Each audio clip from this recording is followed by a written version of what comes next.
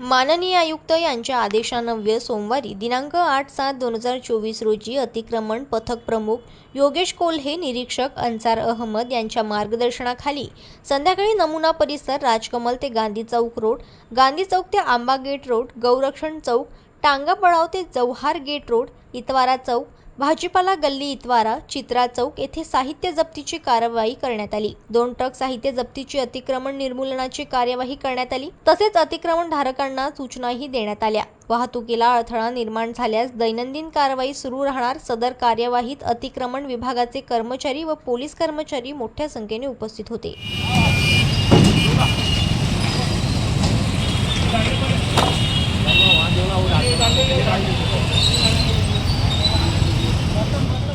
जनमत लाईव्ह न्यूजसाठी अमरावतीमधून राजेश्वर घोरमाडे यांची रिपोर्ट.